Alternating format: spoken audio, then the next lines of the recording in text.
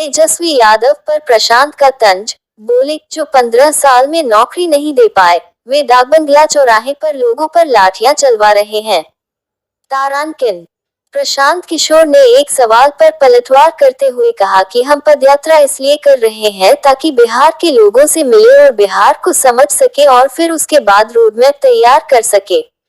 जब तक ये नहीं पता होगा कि पंचायत में समस्या क्या है तो उसका समाधान कैसे होगा।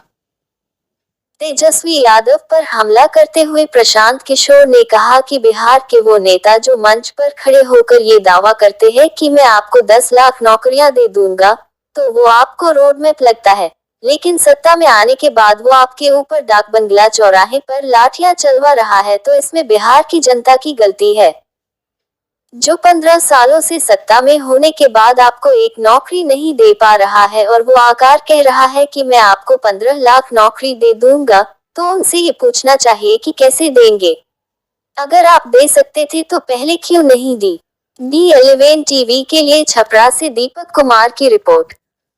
मैं इतना होशियार नहीं हूं कि बिहार में आने से पहले रोड मैप बना दूं। आप बिहार रोज मैं कह रहा हूं कि ये पदयात्रा इसलिए कर रहे हैं कि पहले बिहार को समझें, यहाँ के लोगों से मिलें, उनके अनुभवों को मिलाकर रोड मैप बनाया जाए।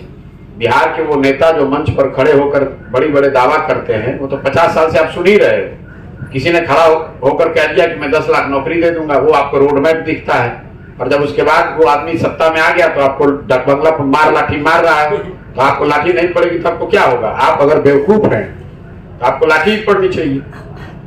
जब कोई कह रहा है, जो आदमी 15 साल से सत्ता में बैठा हुआ है और 15 साल में उसने एक नौकरी नहीं दी, वो एक दिन खड़ा होकर कह रहा है कि हम 10 लाख नौकरी दे देंगे, तो आपको इतनी समझ होनी चाहिए ना कि पूछे कि भैया कैसे दे दोगे, अगर दे सकते तो 15 साल में काहे नहीं दिया। तो हम इस तरह का रोड मैप नहीं देते हैं। जो बात कहेंगे वो एज इट इज वैसे ही होगी, क्योंकि कहने से पहले सोच समझ जांच परख के बोलते हैं। सिर्फ बोलने के लिए कि मैं आऊंगा तो मेरे पास रोड मैप है, मैं बिहार को सुधार दूंगा, जब मैं बिहार में रहा ही नहीं हूं, मैं आपके प्रखंड में आया ही नहीं हूं, आपके गांव में आया ही नहीं हूं, आपका गांव देखा नहीं, जिला देखा नहीं, तो कैसे सुधार दूंगा।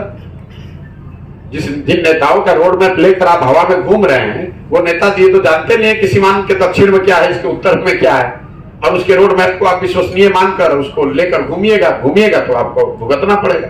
सर, जनता